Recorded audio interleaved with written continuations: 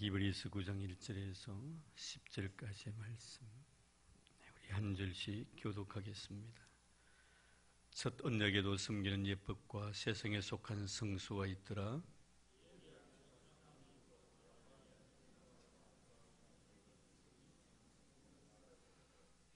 또 둘째 휘장 뒤에 있는 장막을 지성소라 일컫나니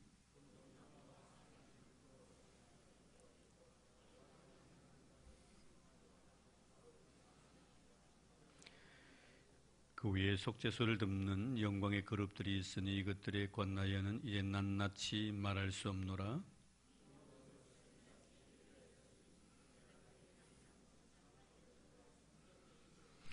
오직 둘째 장막은 대제사장이 홀로 1년에 한 번 들어가되 자기와 백성의 허물을 위하여 드리는 피 없이는 아니하나니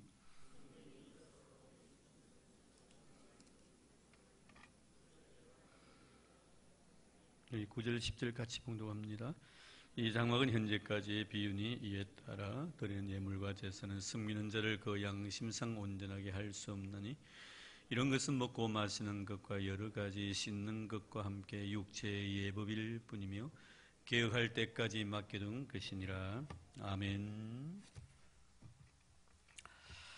얼마 전에 구원파 유병은 씨의 사건으로 인해서 온 나라가 한때 홍역을 치루었습니다. 그러다가 유병은 씨라는 분이 기거하는 곳을 이렇게 찾다가 가방을 발견하게 되었고, 그 가방에는 이상하게 숫자가 씌어져 있었습니다. 보통 사람 같으면 그냥 숫자가 써져 있구나 생각이 되어질 터인데, 아주 그 전문가의 눈으로 바라볼 때 이 숫자가 씌어져 있다는 것은 또 다른 가방이 있을 가능성이 많다라고 결론을 내리게 되었죠. 그리고 그들의 예측대로 가방을 찾았는데 또 다른 가방이 숫자에 씌어진 대로 있었습니다. 나중에 1번 가방을 찾지 못해가지고 그 1번 가방에 틀림없이 아마 유병은이와 관계되어 있는 많은 인사들의 그 리스트가 작성이 되어 있지 않겠나라고 얘기를 했는데, 그것은 빗나갔지만 어쨌든 남바가 적혀져 있음으로 인해서 많은 가방들이 이렇게 발견이 되는 것을 우리는 잘 알고 있습니다. 오늘 말씀해 보면은 먼저 그 1절에 보니 첫 언약에도 숨기는 예법과 세상에 속한 성수가 있더라. 이 첫 언약에 첫이라는 단어가 적혀 있는데, 만약에 뭐 언약이 하나밖에 없으면 뭐 첫이라는 단어를 쓸 필요 없고 그냥 언약이라고 말씀하셨을 텐데, 왜 첫 언약이라고 이렇게 썼냐면 분명히 첫이 있으니까 그럼 뭐가 있다는 거예요? 둘째가 있다는 거예요. 하나님께서 1번을 쓰신 것은 앞으로 2번이 나오실 것을 이미 아시고 1번을 써서 가방을 마치 우리에게 맡겨준 것과 마찬가지다, 이 말씀이죠. 자, 그러니까 오늘 본문은 이 첫 언약에 대한 말씀인데, 이 첫 언약은 여러분 다 아시고 계시다시피 바로 모세를 통해 주신 하나님의 계명입니다. 사실 모세를 통해서 주신 계명이 바로 우리가 잘 아는 출애굽기에 나와 있는 시내산 언약인데요, 하나님이 언약을 맺으실 때 처음으로 모세와 언약을 맺으신 것은 아닙니다. 아담과 언약도 맺으셨고요, 노아와 또 언약도 맺으시기도 하셨고, 또 아브람과 언약도 맺으시기도 하셨습니다.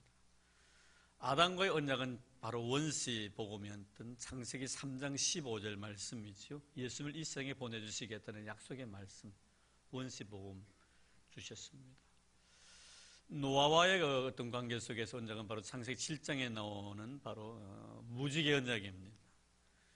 다시는 내가 물로서 이 세상을 심판하지 않겠다는 약속을 노아와 함께 하십니다. 그리고 또한 이 아브라함 언약인데, 이 아브라함 언약은 17장에 보면은 그 할례 언약이죠. 할례 언약, 하나님 백성 되게 해주시겠다는 약속의 말씀이 나타나 있습니다. 그러나 여러분, 여기서 아담이나 노아나 아브라함과의 맺은 언약 속에서 우리가 오늘 말씀과 비교해보면 거기에는 언약을 맺었지만 성막에 대한 언약은 거기에 기록되어 있지 않습니다. 이 성소, 장막, 성막인데요, 지금으로 말하면 이 예배 처소를 말하는 것이죠.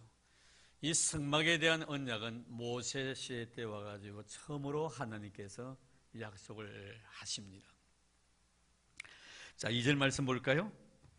자, 그래서 첫 언약 예비한 첫 장막이 있고 이제 장막이 나옵니다. 그 안에 등잔대와 상과 진설병이 있으니 이는 성소라 일컫고, 그 장막 안에 성소와 그 다음 또 쭉 내려가면 이 지성소에 대한 이야기가 나옵니다. 그런데 여러분, 이 성막에 대한 하나님과 하나님 백성 사이에 맺은 언약은 모세를 통해서 처음으로 이제 약속을 맺는. 그런데 하나님은 이 성막, 지금 말하면 예배 처소인데 하나님을 모신 임재의 상징 예배 처소를 어디 뒷동산이나 사람들 눈에 잘 보이지 않는 자연 속에 깊숙한 곳에 수도원처럼 만들어 놓고 거기 가서 하나님 앞에 제사장들로 예배를 드리라고 말씀하지 않냐고. 여러분, 그 민수기 2장 2절 말씀에 보면요, 하나님은 이 성막을 꼭 이스라엘 백성들이 진을 쳤었는데, 지파별로 진을 쫙 치고 나면은 제일 중앙에 하나님의 성막을 만들라고 지시를 합니다.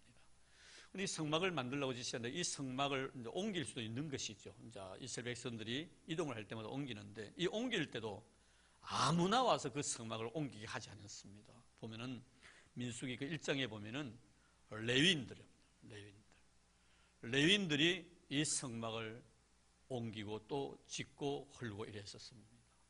근데 만약에 거기 보면 혹시나 미안합니다. 민수기입니다. 민수기. 레위기가 아니고 레위인들인데, 민수기 1장 51절 말씀에 보면은 만약에 성막이 있는데 그 성막에 다른 사람이 만약에 그 성막에 접근하면 죽여라고 합니다. 이 성막에 죽여. 이것은 하나님의 임재의 상징이기 때문에 하나님이 계명을 통하여 말씀하신 레위인 외에는 그 가까이 접근하지 못하도록 한 겁니다. 여러분 잘 아시죠? 제사장도 레위 지파에서 나왔고 대제사장도 역시 제사장 가운데서 또 대제사장이 나와서 레위 지파입니다. 다 레위 지파죠. 이 레위 지파만이 성막에 대해서 만질 수도 있고 옮길 수 있도록 이렇게 제도를 만들고, 다른 사람이 만약에 가까이 접근하면 바로 그 자리에서 죽이라고까지 이렇게 말씀하신 것입니다. 이것은 그만큼 하나님께서는 하나님의 거룩한 성전을 거룩하고 구별하고 귀하게 여기셨다는 것이죠. 또한 여러분, 하나님의 백성들이 그 성막을 가장 중앙에 놓고 지파들이 그 진을 쳤다는 것은 항상 어느 곳에서 보더라도 그 성막, 지금 하는 교회가 성전이 보이는 곳에 지었던 것입니다. 이것은 그들의 삶의 중심이 뭐라는 거예요? 교회라는 겁니다. 삶의 중심이 교회라는 겁니다. 얼마나 하나님께서 성전을 사랑하셨는가 하는 것을 알 수가 있고요. 결국에는 예수의 십자가의 죽으심의 사건을 통하여 그 성전, 교회의 모형이었던 성전이 결국에는 무너지게 되고 이제 교회가 세워집니다. 그 교회가 세워지는 과정 속에서 예수의 십자가 죽으심의 사건을 통해서 교회가 탄생되어지는 거 아닙니까? 그래 하나님께 이 교회를 그만큼 귀하게 보시는 것이죠. 이것은 영적 의미에서 우리가 다시 한번 재조명해 보면요, 오늘 우리 성도들이 살아갈 때 교회 중심적인 그런 삶을 살라는 의미예요. 항상 일어나나 잠을 자나 교회 생각을 하라는, 꿈을 꾸어도요 성도들이 정말 머릿속에 꿈속에 나타나야 됩니다. 목사님이 보이고 장로님이 보이고 권사님이 보이고 집사님이 보이고 찬양대원들이 보이고 교회 와서 섬기며 봉사하는 사람들, 전도하는 사람, 기도하는 사람들이 자꾸만 눈 속에 보여야 됩니다. 그게 은혜 생활이거든요. 예수 믿는 사람이 꿈만 꾸면요 왁 하고 일어나고 말하면 막 가위 눌려가지고요 중리 사니 숨도 못 쉬니 이래가 되겠나 이 말이에요. 항상 꿈만 꾸더라도요 교회 아름다운 모습, 성도의 모습이 항상 꿈속에 나타나고 항상 교회 중심. 이런, 그래서 우리가 그 시편 84편에 보면 그 교회를 사모했던 그 시인의 고백이 있지 않습니까? 하나님, 나는 이 세상에서 천날을 지내는 것보다 하나님의 전에서 내가 하루를 사는 것이 다 아름답습니다. 내가 그 악인들의 그 장막, 지금 말하면 좋은 집에 상하 침대에서 정말 푹신푹신한 침실에서 정말 너무 좋은 환경 속에 내가 사는 것보다 차라리 나는 하나님의 성전에 문지기를 있는 것이 좋다. 이 말씀은 뭐예요? 그만큼 교회를 사모했다는, 교회 중심이었다는. 이스라엘 백성들이 하나님 앞에 축복을 받은 이유가 바로 그거거든요. 항상 그들의 삶의 중심이 교회 중심이에요. 우리 한국도요 참 하나님 앞에 복을 많이 받았는데, 우리 한국에도 밤만 되면 저는 십자가가 얼마나 많이 보입니까? 외국 사람들 오면 깜짝깜짝 놀래죠. 저는 이번에 그 아시안 게임을 하면서 외국 사람들이 인천에 와가지고 아마 밤 야경을 보면 아마 놀라지 않을까, 십자가 때문에. 근데 우리 한국 사람들 또 외국에 나가 이민으로 가면요, 제일 먼저 만든 또 교회라는, 교회 중심의 공동체가 형성이 되어집니다. 중국 사람들은 가면 상점부터 먼저 연다고 하는데 우리 한국 사람들은 항상 교회를 먼저 세웁니다. 참 여러분, 흩어져 있는 우리 한국 교인들을 통해서 우리가 참 복을 많이 받는 것 같아요. 이런 보면 그 다윗도 참으로 그 하나님 앞에 정말 그 복을 많이 받았던 이유가 뭐냐면은 항상 교회 중심인데 그 시편 27편 4절 말씀을 제가 한번 읽어드리겠습니다. 이 다윗의 신앙이 그대로 묻어나는 내용인데요. 시편 27편 4절입니다. 내가 여호와께 바라는 한 가지 일, 그것을 구하리니 곧 내가 내 평생에 여호와의 집에 살면서 여호와의 아름다움을 바라보며 그의 성전에서 사모하는 것이라. 왕궁에 사는 것이 꿈이 아니고 하나님의 성전에서 사는 것이 다윗의 꿈이에요. 그래서 다윗은 자기가 왕이 되고 난 뒤에 그 하나님의 거룩한 법궤가 자기 다윗성에 들어오는 것을 보고 얼마나 그 기뻐했던 그런 모습을 보게 됩니다. 그래서 우리는 항상 이 교회 안에 생명이 있고 교회 안에 하나님의 놀라운 은혜가 있는 것 아닙니까? 그래서 어떤 신학자는 그렇게 말을 하죠. 교회를 어머니로 비유합니다. 어머니로. 여러분, 그 자식들이요, 그 어머니의 품에 안겨 있을 때 참 마음으로 심리로 안정을 누립니다. 막 울다가도 그때 엄마 품에 안기면요, 그냥 웃습니다. 그것은 뭐예요? 그 엄마 품이 그만큼 생명이 있고 꿈이 있고 소망이 있다는 것이죠. 저는 여러분들이 힘들고 어려울 때마다 항상 교회 찾기를 바랍니다. 항상 교회 중심적인 그런 신앙이 되기를 바랍니다. 어디로 가도 우리 성교회를 늘 사모하는 그런 마음이 있습니다. 그래야만이 하나님께서는 시온에서 내게 복을 주실지어다. 할렐루야. 시온은 바로 하나님의 성전이 세워진 것을 말하는 거예요. 성전을 말합니다. 하나님의 백성은요, 하나님의 교회를 통해서 복을 받게 되어 있다는, 이것이 바로 성경이기 때문에 오늘 이 말씀을 통해서 다시 한번 깨닫게 해주시는 귀한 말씀인 줄로 압니다. 자, 그리고 이제 그 성막 안에 이제 성소가 있는데요. 성소에는 그게 보면 등잔도 있고 상도 있고 진설병도 놓여져 있다. 2절에 그렇게 말씀하고 있습니다. 그리고 3절에 보면 둘째 휘장 뒤에는 장막을 지성소라 일컫나니 4절에 보니 금항로와 사면으로 금을 산 언약궤가 있고 그 안에 만나를 담은 금 항아리와 아론의 쌍난 지팡이와 언약의 돌판들이 있고, 이렇게 말씀하고 있습니다. 성소와 지성소를 말씀하시면서 그 성소 안에, 그리고 지성소 안에 있는 거룩한 기구들을 갖다 자세히 소개하고 있는데요. 근데 중요한 것은 뭐냐면 그 다음 말씀 보겠습니다. 그 다음 말씀 보면은 5절 보겠습니다. 그 위에 속죄소를 덮는 영광의 그릇들이 있으니 이것들에 관하여는 이제 낱낱이 말할 수 없노라.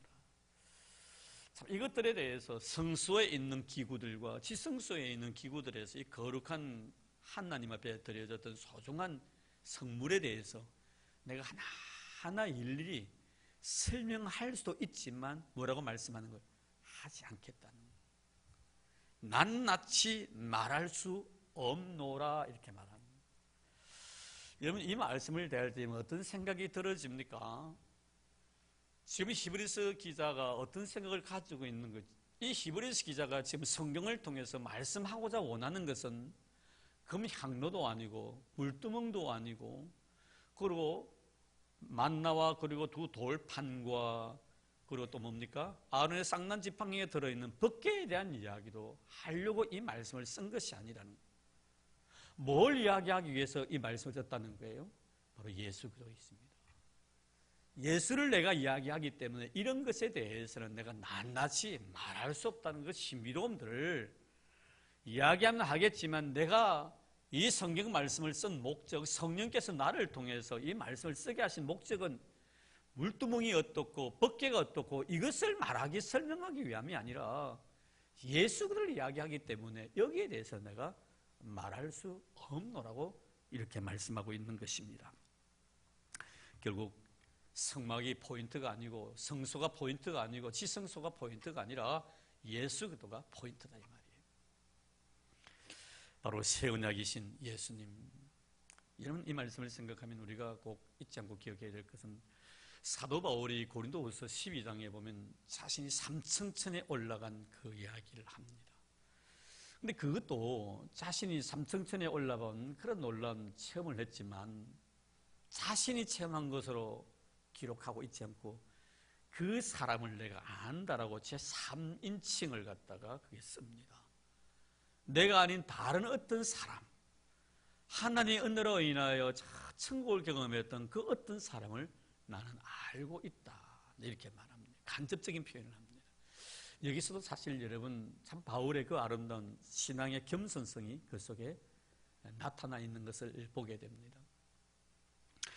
그런데 거기 보면은 고린도후서 12장에 보면은 그때 그 삼층천에 올라가 가지고 들었던 그 아름다운 소리와 보았던 모든 것은 가히 인간의 언어로도 표현할 수 없을 정도였다. 그래서 나는 말하지 않겠다고 말합니다. 그러면서 내가 꼭 자랑하고 싶은 것은 그 천국의 아름다운 모습을 바라본 그 사람에 대해서는 내가 자랑하지만 나에 대해서 자랑할 것은 나의 약함만을 자랑하겠노라, 이렇게 말합니다.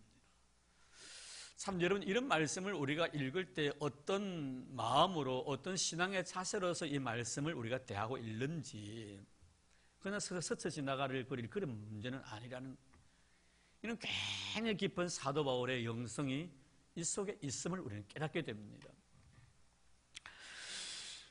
이것은 여러분 오늘 보면은 뭐 여기저기서 내가 본 천국이니 네가 본 천국이니 이야기를 합니다만, 사실 여러분 책이 이름이 내가 본 천국인데, 여러분 내가 본 천국이에요, 그분이 나에게 보여주신 천국이에요? 한번 묻고 싶은 거예요. 예? 내가 본 천국입니까? 그분이 나에게 보여주신 천국입니까? 예?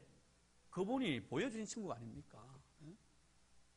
저는 그런 것을 생각하면서 이런 것 하나하나 책 제목이지만 올해 이 속에서 정말 하나님의 은혜를 입은 자의 아름다운 그 향기들이 그걸 하나하나를 통해서 드러나야 되지 않겠단 말이에요.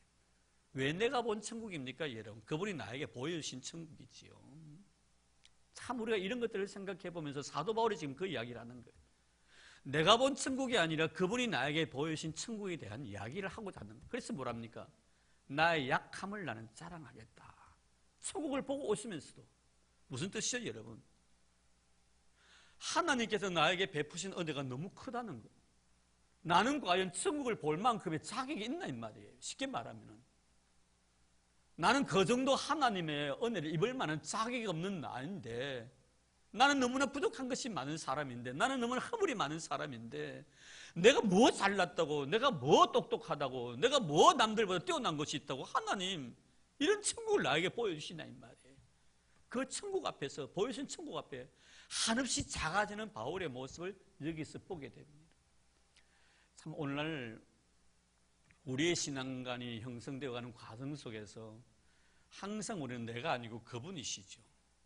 그분을 통해서 받은 은혜입니다. 그분이 나에게 보여주신 천국입니다. 그분이 안 보여주시면 내가 어떻게 볼 수가 있어요? 그렇지 않습니까, 여러분? 그분이 보여주시기 때문에 내가 볼 수 있는 거죠. 그래서 내가 본 천국이 아니라 그분이 나에게 보이신 천국이라는 것을 바울은 오늘 말씀을 통해서 하고 있습니다. 여러분, 내가 이것에 대해서 성막 안에 있는 성소와 지성소에 대한 많은 성물들에 대해서 내가 자세하게 이야기할 수 있지만 말할 수 없노라고요. 왜? 예수님 이야기해야 되니까. 예수님 이야기해야 되는데 이것이 뭐리 중요하냐, 이 말이에요.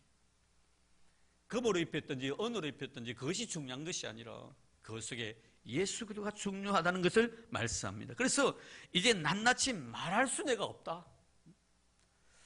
우리는 이 신앙을 항상 간직해야 됩니다.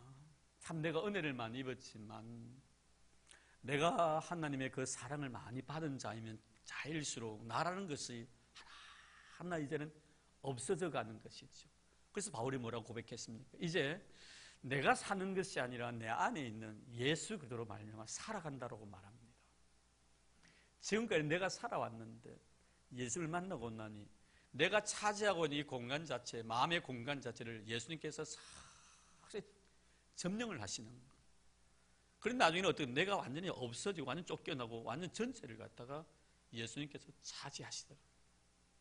그러니까 여러분 의식이나 사고나 생각이나 언어나 행동 하나하나가 다 뭐예요?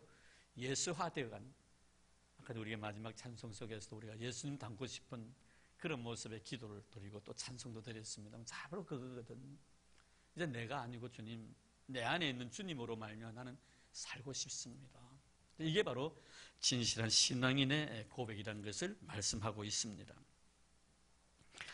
그렇습니다. 여러분, 우리가 항상 성경 안에서도 뭐 승리는 지식도 참으로 중요하겠지만 아무리 많은 지식을 가지고 있다 할지라도 그 성경 안에서 내가 예수님을 만나지 못한다면 그 지식은 나를 교만하게 만들 뿐이죠. 그래서 바울이 그렇게 말하죠. 지식은 사람을 교만케 하느니라. 지식은 사람을 교만케.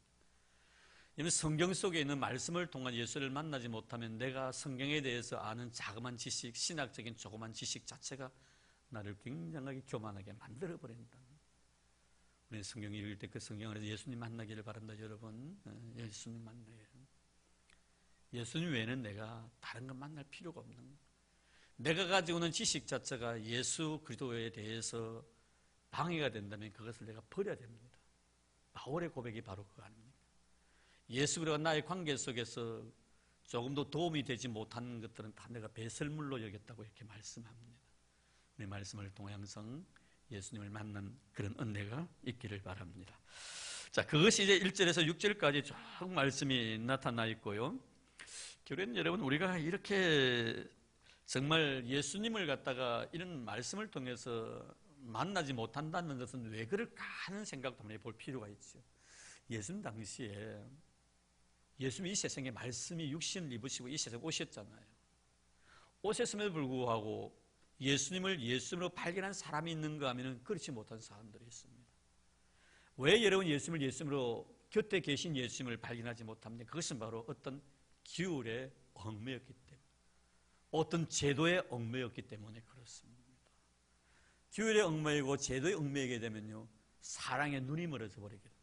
사랑을 볼 수가 없다는 거예요. 사랑에 대해서 장님이 되어버리는 거예요.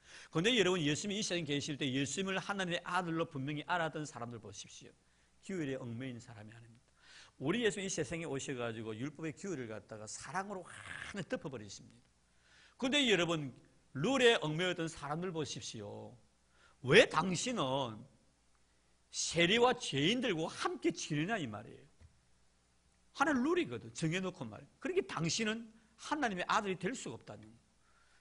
이런 마음을 가지고 있으니까 어떻게 예수님을 삶의 현장에서 직접 거기에 현현하고 계신데도 보지 못한다. 오늘 우리도 마찬가지예요, 여러분. 이 말씀을 읽을 때 그 말씀 안에서 하나님의 사랑을 경험하고 사랑을 느낄 때 그 말씀 안에서 내가 예수를 만나게 되는 거예요. 절대로 잣들을 가지고 재지 마시길 바랍니다. 교회 올 때도 여러분 그런 잣들을 가지고 절대로 사람을 죄면 안 됩니다. 모두가 주 안에서 한 형제 자매라는 넓은 사랑의 개념으로서 그것을 포용하고 안아줄 때 그 속에서 예수를 보게 되는 거예요. 여러분 보십시오. 마지막 심판대 앞에 섰을 때 양과 염소를 구별하신다 하나님께서요, 의인과 악인을 구별하시는 과정을 보십시오. 하나님이 누구를 의인으로 인정해 주십니까? 룰을 완전히 깨트려 버린 거예요. 여러분, 율법에 의하면은 여러분 병든 자들, 옥에 갇힌 자들, 그들에 대해서는 상종할 필요가 없는 거예요. 그런데 주님 뭐라고 말씀하십니까? 너는 내가 나그네 되었을 때 너희 집에 영접해 주었고 내가 옥에 갇혔을 때 너희 나를 돌아봐 주었다. 내가 헐벗었을 때 입을 것을 주었고 배가 고파서 먹을 것을 주었다. 지극히 작은. 여러분, 이 모든 룰을 깨뜨려보고 사랑으로 접근하니 그 사랑 속에 뭐가 나타나는 거예요? 예수 그리스도가 보이는 거예요. 오늘 여러분, 우리는 이런 마음을 가지고 말씀을 읽고 말씀 안에서 예수 그리스도를 경험하는 우리가 되어야 됩니다. 자, 그리고 난데 그 다음에 7절 이하에 보면은 이제 둘째 장막에 대한 이야기를 합니다. 오직 둘째 장막은 대제사장이 홀로 1년에 한 번 들어가되 자기와 백성의 허물을 위하여 드리는 피 없이는 아니하니, 즉 말하면 지성소에 대한 이야기 7절 이하에 10절까지 나옵니다. 여러분, 이 지성소는요 아무나 들어가는 곳이 아니죠. 여러분 잘 아시다시피 한 사람입니다. 1년에 또 단 하루입니다. 그것도 잠깐 들어갔다 나오는 거예요. 근데 1년에 단 하루가 있는데 그때가 7월 10일 대속죄일 때입니다. 이스라엘 참 백성의 죄를 한 몸에 짊어지고 대제사장이요 그 지성소. 지금 이 성경 구도로 말하면 이것이에요. 쉽게 말하면 바로 이 자리, 여러분이 앉아있는 자리라고 말씀드릴 수, 이 자리에 대제사장이 들어가. 그런데 대제사장이 들어갈 때 출애굽기 보면요, 그냥 평상시로 그가 만듭니다. 목욕을 하죠. 그리고 그 속에 대제사장이 입고 가는 옷이 있습니다. 그 옷을 입어야 됩니다. 그리고 옷에는 청색 홍색 실로 이렇게 술을 만들고, 그리고 방울을 답니다. 방울을 왜 다냐면요, 사람이 그 안에 살아있는지 죽었는지를 확인하기 위함이에요. 너무 거룩한 장소이기 때문에 혹시나 대제사장이 하나님 앞에 가서 온 백성들의 죄를 위해서 예배를 드리다가 하나님의 진노를 사가지고 그 자리에 죽을 수도 있는 거예요. 그 안에 대제사장이 죽으면요, 방울 소리가 안 들리잖아요. 사람이 가만히 있는데. 그러니까 밖에서요, 온 백성들이 그 딸랑딸랑딸랑딸랑 하는 그 방울 소리를 듣고, 아, 지금 대제사장님이 지금 살아서 지금 하나님 앞에 예배를 드리고 있구나 하는 것을, 그것을 통해서 체크를 하는 거예요. 그러니 한번 생각해 보세요. 이 성소에 들어가고 예배를 집례하는 대제사장도 얼마나 긴장하겠어요. 혹시 내가 예배 잘 못하다가 하나님의 진노를 써 내가 이 자리에 적사하는 것은 아닌가 하는 생각이 들 거고요. 밖에 있는 성도는 또 어때요? 이 성도들은 자기 자신의 모든 죄를 짊어지고 대제사장이 지성소에 들어가 하나님의 예배를 드리는데, 대제사장이 그 자리에 죽는다는 것은 자기들의 죽음을 의미하는 거예요. 가슴이 조마조마할 거예요. 그런 마음으로 예배 드린 거예요. 기쁨과 감격 속에 예배 드린 것이 아니라 초긴장 속에서 하나님 앞에 예배 드린 거예요. 여러분 어떻습니까? 우리가 이런 마음으로 하나님 앞에 예배 드린다면 여러분 지금 이 시간에 눈을 감을 시간이 여유가 있을까요? 큰일 나죠 지금. 그러다가 하나님께 진노하시면 그래 죽는데, 내가 죽고 사는 문제가 지금 예배 속에 담겨져 있는데 내가 어떻게 긴장을 푸냔 말이에요. 아마 그런 마음으로 여러분 예배 드리면 우리 다 은혜 받을 것 같아요. 아닙니까? 야, 그런데 여러분 어때요? 대제사장이 1년에 단 한 번 지성소에 들어가고 예배 드리는데 이렇게 초긴장 속에서 예배를 드리는데, 여러분 우리가 신약시대에 태어난 것이 얼마나 하나님 앞에 감사한 일이에요.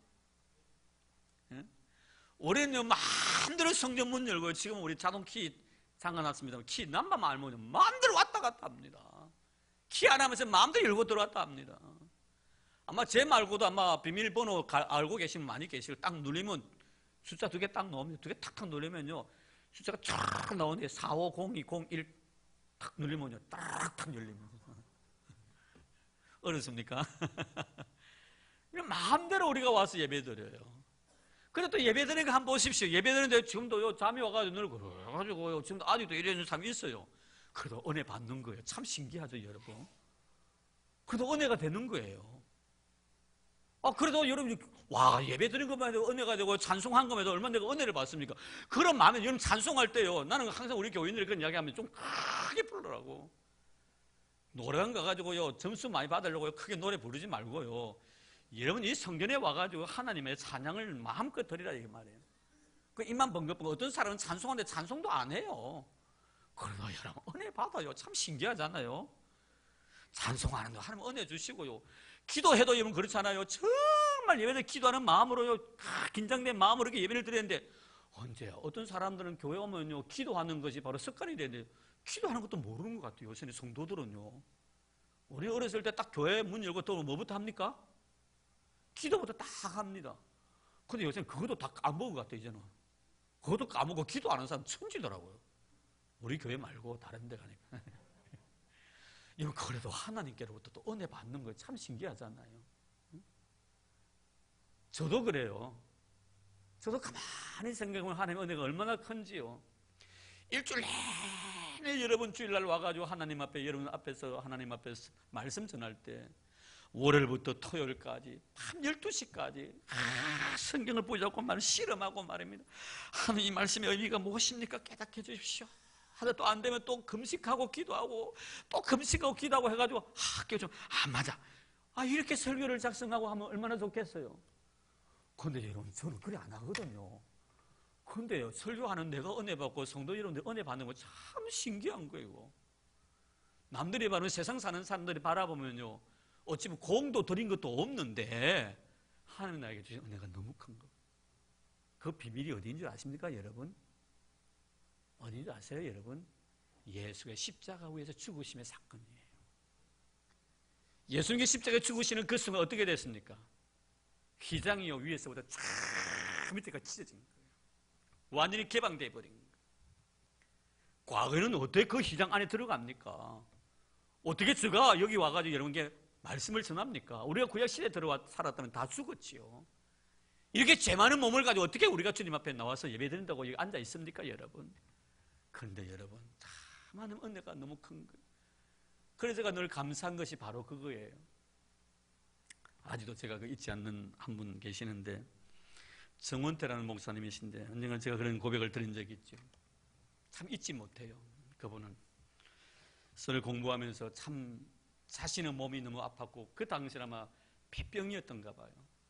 아마 폐암으로 나중에 돌아가시다는 이야기 들었는데 얼마나 칠판에서 그것도 요사이 좋은 칠판이 많이 있었는데 그때는 그 햇가루가 날리는 그것을 맞으면서 열광을 하시는 너무 감동적. 그리고 그분이 배운 것들이 너무 많아가지고 정말 존경할 정도로 우리 교수들은 다 배운 것 앞에 우리가 다 무리를 숙이지 않습니까? 얼마나 지식이 많은. 근데 그분이 하루는 강의를 하면서 이런 강의를 하시는. 여러분들이 목사로서 성도들 앞에서 설교를 할 때 하나님께서는 은혜를 주시는 길이 두 가지가 있습니다. 하나는 일주일 내내 금식하고 기도하고 경건하고 또 경건하고 경건하게 삶으로 인해서 당신들의 경건을 통해서 성도들이 말씀을 전할 때 은혜를 받는 길이 하나 있습니다. 또 하나는 뭐냐면 그렇게 살지 못하는 거예요. 정말 경건하게 살지 못한데 불구하고 설교를 전하는데 말씀을 전해서 성도들이 은혜를 받는 때가 있습니다. 첫 전자는 여러분의 경건성 때문에 하나님께 성도들에게 은혜를 끼치는 것이고, 후자는 성도들을 위해서 그저 목사를 하나의 도구로 삼아서 은혜를 준다는. 그럼 여러분들은 앞으로 설교할 때 어떤 것을 선택해야 됩니까? 그런데 놀랍게도 이분이 하신 말씀이 항상 후자를 선택하십시오. 그런 생각을 하란 말이에요. 그런 길을 선택하라는 것이 아니고 그런 의식을 가지고 설교하라는 거예요. 무슨 뜻입니까, 여러분? 하나님, 나는 정말 일주일 내내 기도도 못했습니다. 말씀도 제가 연구도 못했습니다. 근데 하나님 이렇게 교인들이 은혜 주십니까? 이런 마음을 가지고 설교하라는 거예요. 저는 그 이야기를 듣고요, 얼마나 정말 감동적이었는지 모릅니다. 그렇다. 아무리 우리가 하나님 앞에 금식하고 기도한다고 해도 하나님 앞에서 자랑할 것이 무엇이 있겠던가? 무엇이 있겠는가 말이에요. 여러분, 하나님 앞에서, 거룩하신 하나님 앞에서 내가 자랑할 것이 무엇이 있어요?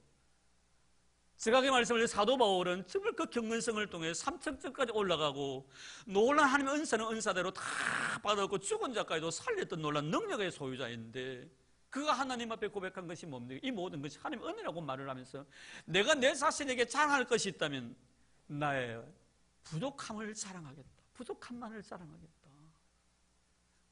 나는 정말 이런 아무런 자격 없나 이런 은혜를 주십니까? 라고 그렇게 자랑하겠다. 참 이런 것을 바라볼 때 우리에게 주시는 것이 바로 그것 아닙니까, 여러분? 우리가 정말 초긴장 속에 하나님 앞에 예배를 드려도 뭐 할 건데, 평안해 평안해 평안해 잠을 잡니다. 교회 와서 지금 잠도 평안하니까 잠이 자죠. 안 그렇습니까, 여러분? 배봉이 그렇죠? 평안하게 잠이 오는 그 평안도 은혜입니다. 은혜예요. 염려, 걱정, 근심이 하나도 없는. 나는 우리 이상일 집사님 볼 때마다 얼마나 감사한지 몰라. 우리 이상일 집사님은 진짜 평안한 사람이에요. 하루는 탁구장에 가가지고 탁구를 치는데 그 탁구 소리, 공부 소리가 얼마나 시끄럽습니까? 제가 오늘 우리 제자 훈련하면서 우리 이상일 집사님 말씀 한번 드렸는데, 근데 의자에 누워가지고요, 그 시간에 코 골고 주무시더라고요.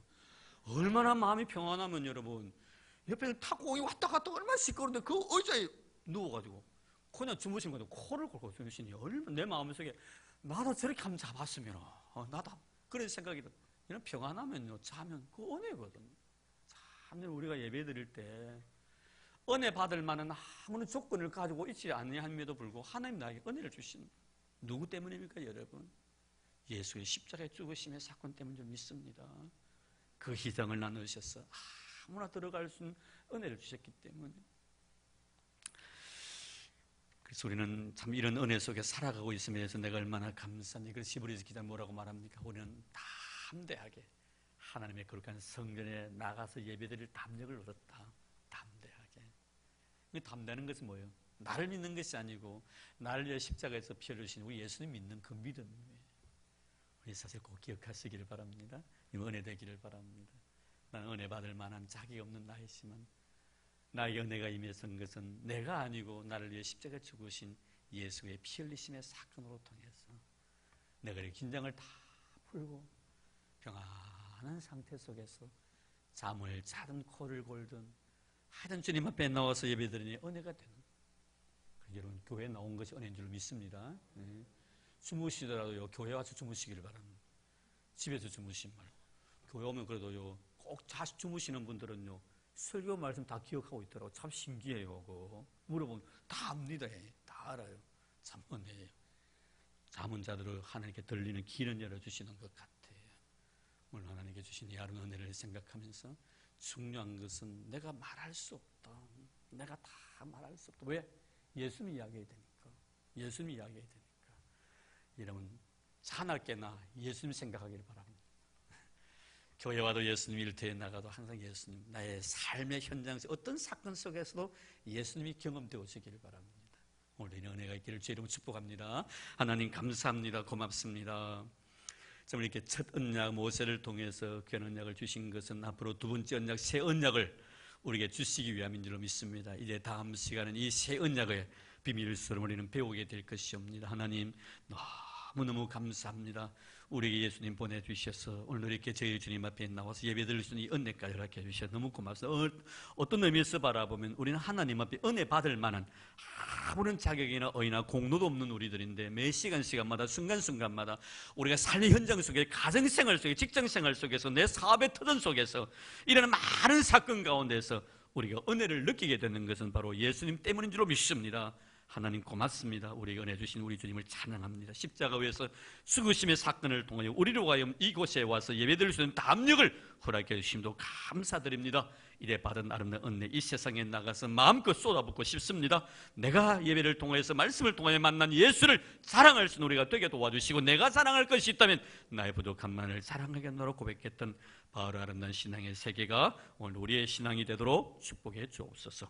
우리에게 늘 말씀 주시고 말씀을 통하여 항상 은혜 가운데 거할 수 있도록 도와주신 예수님 이름으로 기도드리옵나이다. 아멘.